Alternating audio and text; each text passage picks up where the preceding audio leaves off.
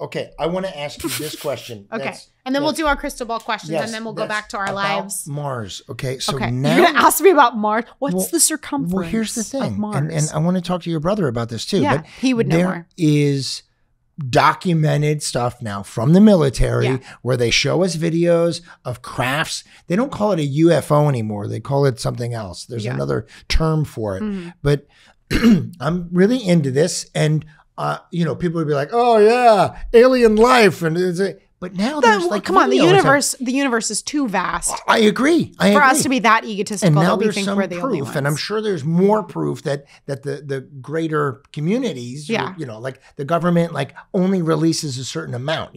We're only getting the tip of the iceberg. Well, for sure. Did you see there was a really great Unsolved Mysteries episode because they brought that show back, which I love because I was a weird kid. Even though it scared the shit out of me. I've watched a few episodes. No, but there was one that you'll love where they talk about like the biggest UFO sighting or whatever the hell they're calling it now in Michigan. It was like off one of the like Lake Michigan or something. And like it was something where like they have so many reports that all match each other. That happened. And it was like one of in the United States, it's like the biggest recorded succinct UFO sighting. So do you believe? And you have and other yes, of course, okay, because I look at it this way. Some people don't. No, I know, and do I know? Do I think that they're little green men like we had in the episode? No, but do I think that the universe is so vast and huge and massive that it would be narcissistic to think we were the only things in the universe? That's crazy. Like, come on. There's the new. Not the Hubble, but the new one. They called it something else. That's taking pictures of the universe. That's out there now. It's amazing. The photos. Beautiful. My brother sends them to me. We have like a family group text, and he sends them to us all the time. Can I get in the family group text? I can if you'll show up. You know what I mean? Oh my God! I got the wand, everybody. No, Magic Crystal Ball segment. Okay, I'm gonna do the first one because if I remember correctly, which we know is not reliable, but I'm slightly nervous. I will do the first Jen's one. picking out you did the first one last time. That's what I remember. There it is. Yeah. Closing the crystal ball. This is not really a ball. This is more of it's like an octagon. It's an octagon. It's like a sphere. Crystal. No, it's more than 8. I don't know. But yeah, it's not really, it was more the idea. Oh, no. I love it. It seems very crystal ball-ish. Yeah. I like it. Okay, I'm ready. Okay, so what is your most treasured memory from filming? That my kids got to come, and at least in the beginning, they enjoyed the fact that I love the fact that my kids could come to work. The fact that that was one of the reasons why I did the show, because when you're doing like a 1 hour, you go 6 in the morning to like 10 at night. I remember Dylan being there all the time. Yeah, Dylan is my youngest daughter. Oh my God. What I got to do, Guy Distad, right? That's his last name. He was he directed some episodes, but he was our first assistant director who would schedule everything. And by the way, I didn't realize they pad the schedule just in case. So they add times. I didn't realize that.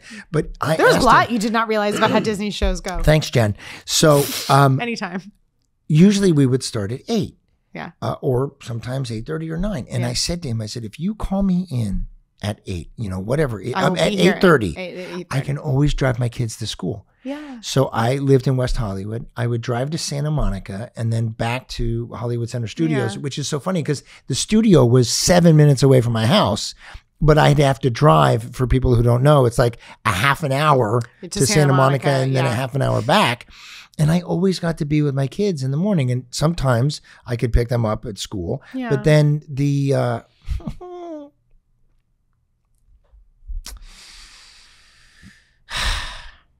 it's hard being a dad sometimes. Yeah.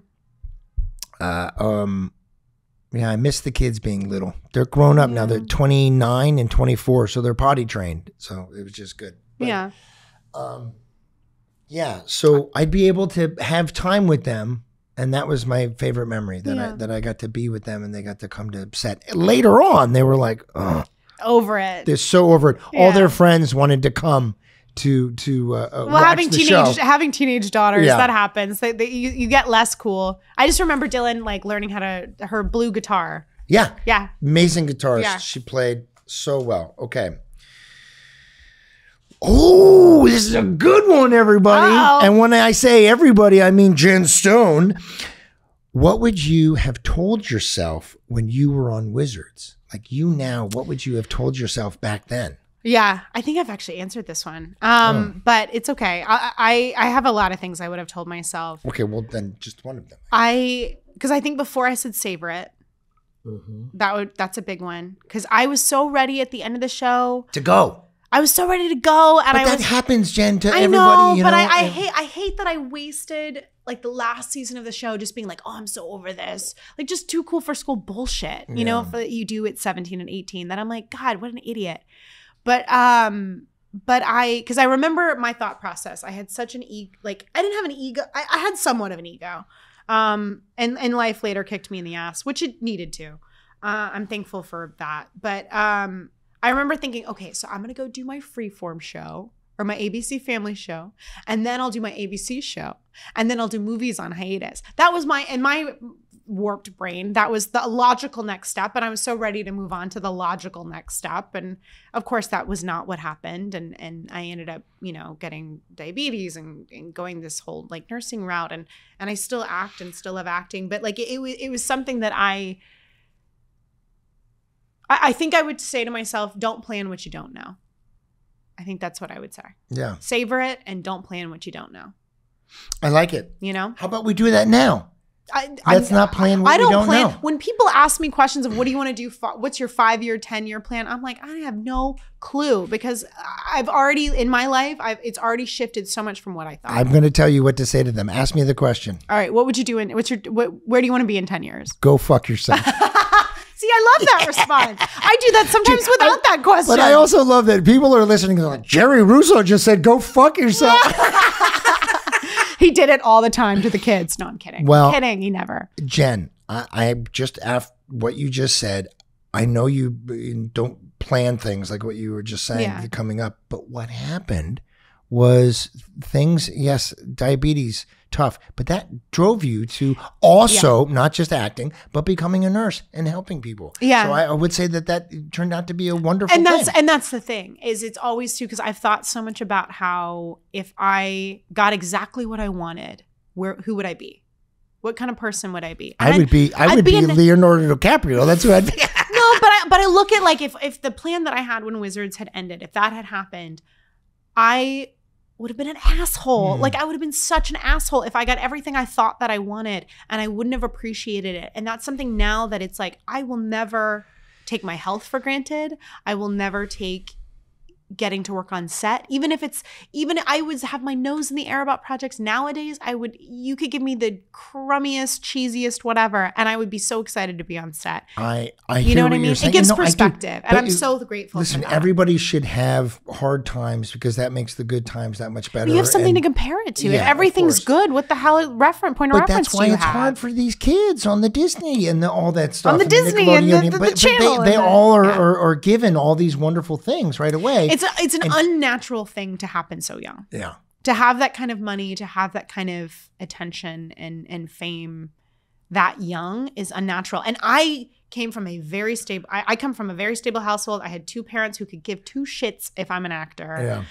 And a lot of my peers were not that lucky. Their parents were very invested in their careers. They supported their whole families. I only supported my love of acting. That was all I ever supported. And the rest went into savings account. Like, can I borrow $10,000? Jen, I've been to your house. I'm going to disagree with you. If you did all those things, you would still be you. You have a wonderful quality about yourself that maybe you didn't know this, but I was more grown up than you back then, you are. And I still am now. But I already knew you were going to.